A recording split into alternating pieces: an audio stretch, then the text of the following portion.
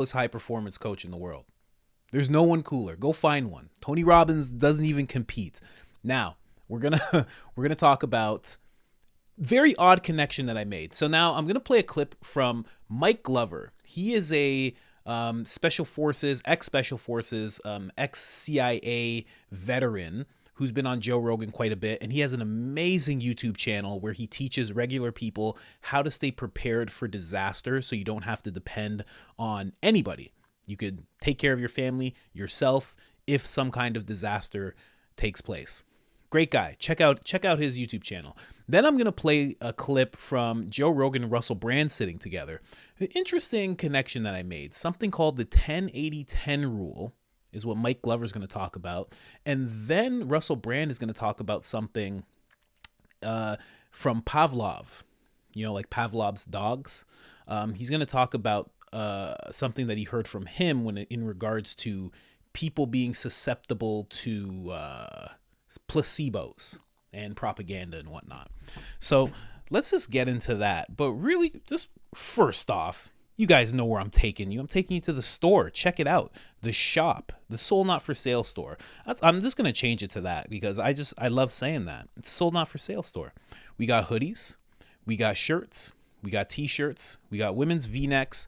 We got mugs, children's sizes. Let me put that in the view for you guys. And then we got tank tops. And we have a whole new line that's coming out very soon. And I like to call that line the Great X that out. The Great Resist. And that's going to be coming out very shortly. I'm just trying to tweak the designs and figure out what fonts I should be going with. But again, every single purchase helps us fight demonetization, helps us keep making this content, and it really helps. Anybody who's done it, thank you so much. You have no idea how much you've helped. But let's get into this content here. So this is Russell Brand. I'm going to instead of Russell, I'm going to actually switch over to Mike Glover real quick. We're going to play his first. Let's go. First things that I did was I read a book called Survival Psychology by John Leach, which talked about the reason people live and the reason people die. And I was super interested. Limited information out there on survival psychology, by the way. John Leach described the reason people live and people die, and the sum up was a formula he called 10-80-10. Have you ever heard 10-80-10? No. So 10-80-10 is the demographic of people broken down by percentage in population of all the case studies he did of catastrophes, ships sinking, massive fires, all kinds of shit. And he determined that 10% of the population of most disasters survive. And the reason they survive is because they make rapid decisions, they adapt in real time, and they come from lines of work where that's necessary. The military, law enforcement, teachers, people who are cognitive under stress in the moment and make the right decision. 80% of the population is broken down about 50-50. They're guys who have good intent, they make the decision, but on a second floor fire, they'd run to the third floor, they jump out and they fall on their fucking head, right? They had a plan, but it just didn't work out for them. And then the bottom 10% is the bottom of the barrel, where 10% of every catastrophe, people are just going to fucking die.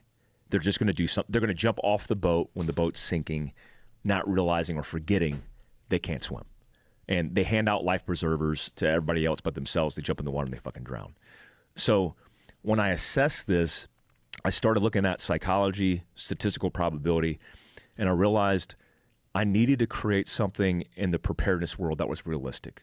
Because a lot of guys, they talk about things in, the apocalypse, the worst case scenario. So that was Mike Glover talking about the 10-80-10 rule, which is really, really interesting. But let me just switch over to what Russell Brand was saying about something else. Let's just get into this. Here it is. Let me just switch over here for you guys. Boom. Let's play this.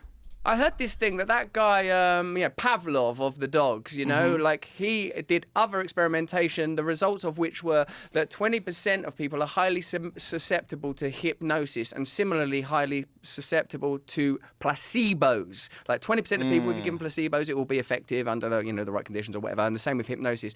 And 20% of people will not be hypnotized and will not respond to placebos. The middle 60% is where propaganda operates.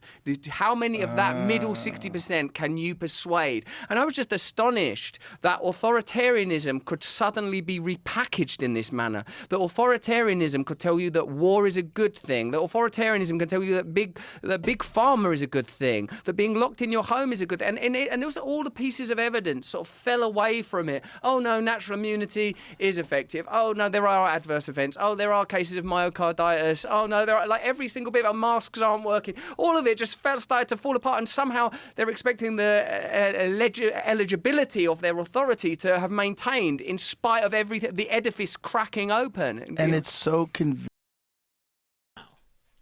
Now, with those two things, I really do think there's a connection there. Now, one's talking about the psychology of survival, and the other one's talking about, how people will be susceptible to propaganda.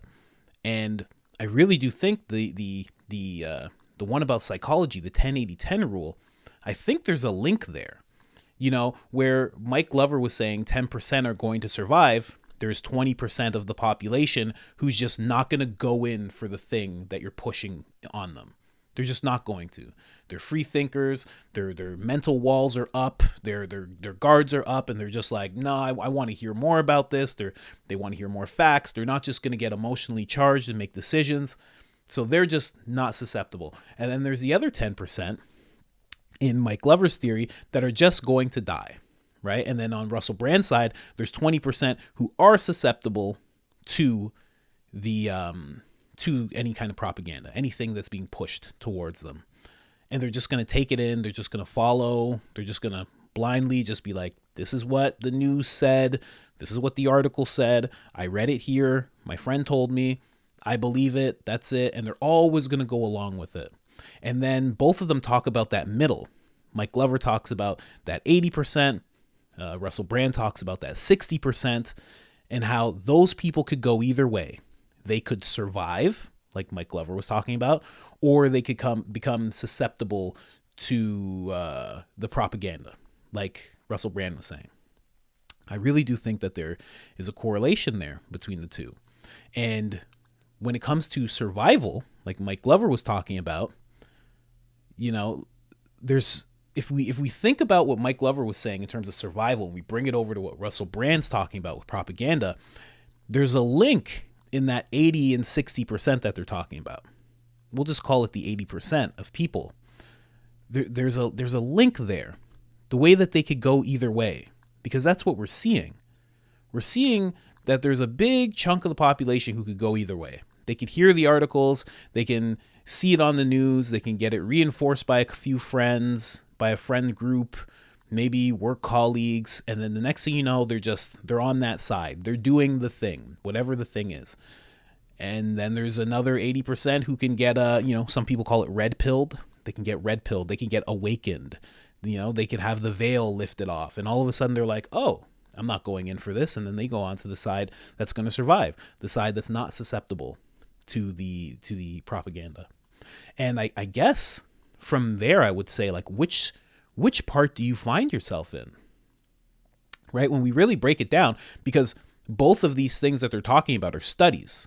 They're real studies that have gone through all the trials by reputable scientists, doctors, whatever you want to call it, reputable people. So which side of it are you on? There's three places to be. Are you on the side that's not susceptible, or you could go either way, or you're just susceptible? Really makes me think when people are doing what they're doing, like when you see someone just going along with everything, every narrative that comes out, the news says, be upset about this, and they're just upset about this. Facebook says, update your profile picture to have this thing around it, and they're like, no problem. Then Facebook's like, this flag, and they're like, no problem. And it's kind of like those people, it's all a survival mechanism, Whether I grab you and you fight, or I grab you and you just say, okay, I'm coming. Either way, you're just trying to survive. So it kind of makes me look at people differently who just go along with the narrative because they're scared and they just want to survive. When you're in disaster, like Mike Glover was talking about, you just want to survive. You just want to figure it out. You know, whether you're on the side of fight or flight. You know, you're what you're trying to achieve is the same. You're just trying to preserve your life. So it kind of makes sense when you see people going along with the narrative. You know, I'm not saying it's good. I'm not saying that at all, but I understand. They just want to be able, they just don't want anything bad to happen to them. And if that's their option, if their option's being given and it's the option of, you know, do this, do X and you get Y, you know, and maybe X is, you know, a procedure and Y is freedom, normalcy, you know, really makes me think. So when it comes to that, sometimes when you're talking to people, you kind of do have to be aware that you might be that 20% that's not susceptible, right? And you're looking at everybody else like, how on earth don't you see the thing that I see? But it kind of makes sense. They're not built that way. Some of them are, because they're in that 80% that can be persuaded, that can be looked at, or the 60%. They can be persuaded. They can take in the facts and be like, oh, okay, I didn't realize that. But there's a certain percentage that cannot. And I really do think that whoever, you know, powers that be, we'll just call them, they feed on that. Because if I know that, then somebody obviously much smarter than me, you know, in some kind of position of power, they know that as well. And I think they feed on that. They know that there's going to be a bunch of people who are just not going to go along. And they know that there's going to be a bunch of people who are just going to go along blindly. And all they have to do is focus on that middle ground. If we just keep hitting them with the same talking points, showing them the same images, showing them reputable person after reputable person, you know what? Forget the doctors. Throw a celebrity at them, another celebrity at them. The black community likes this guy, show them this guy saying the narrative. You know, the white community likes this guy, show them this guy saying the narrative. Women like this person, show them this person. You know? And it just keeps going like that. Kids like this person, show them this person. You know? It's really something to think about, you know? Because some people, I've heard a lot of people, and I've even experienced myself, where you're just like, I keep trying to convince this guy, and he just doesn't get it. You know, he's my brother, or he's my best friend, or this or that. He just doesn't get it. He just doesn't see it. And we always revert to, they're a moron, they're this, they're that. And it's like, no, they're not. They're not. They're just in their survival mechanism, trying to survive. And what you're presenting to them is scary. And they don't know if they can survive with what you're saying, going along with what you have in mind, your narrative, what you see. They don't know if they can survive with that. So they just stay to whatever it is they feel that they have to do. It's very, very interesting. It's something to think about. In the comments, I know what most people's answers are going to be. Everyone's going to feel like they're a part of, and here's the thing. Here's the mindfuck. Everyone feels like they're in that percentage of people who are always going to survive. I'm the person who adapts and I survive, and I make the decisions and I adapt quickly and I make the right decisions. I always am that person who survives. Everyone feels like that. But are you? I don't know. How do we even test it? Past 4 years has been a test of sorts. You know? I'm not gonna, you know what I mean? Like, that's been a test. We got tested that way. Some people were just like, nope, not doing any of the things. And other people were like, I'm going to do the things, and I'm going to take my kid to do the things, and everybody's going to do the thing. We're all doing it.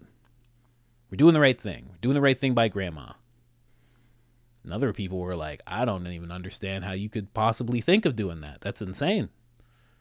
You know? And the people who are susceptible, they'll show all the facts to the people who aren't. And the people who aren't are just like, nope. And vice versa.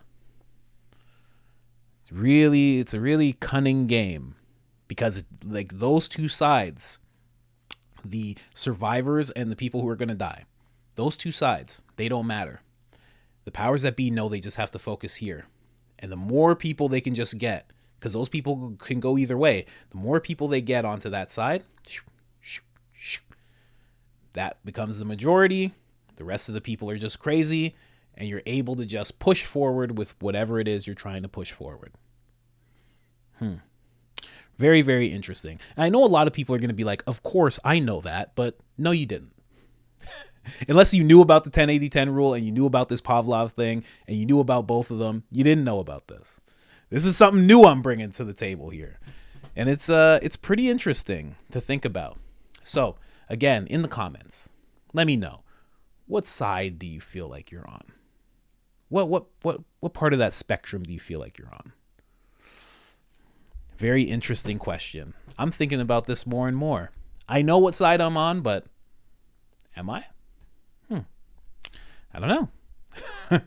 But anyways, I just wanted to bring that to you guys because I just think it was very interesting. Very interesting. I watch a lot of content, and then both of those things just clicked to me. And it was actually a video that I've done previously, which is why I even know about this. If I show you guys here, look at this. Look at this. I'll show you guys something real quick. Look at this.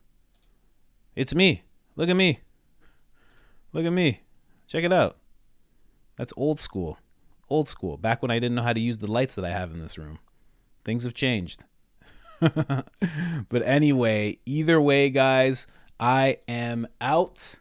Like the video. If you've watched this far, please like the video. It helps so much. You have no idea. People are talking about shadow bans and this and that. Believe me, if everybody likes the video, that whole notion goes away. Believe me. Trust me. Hit the like button. I'm out.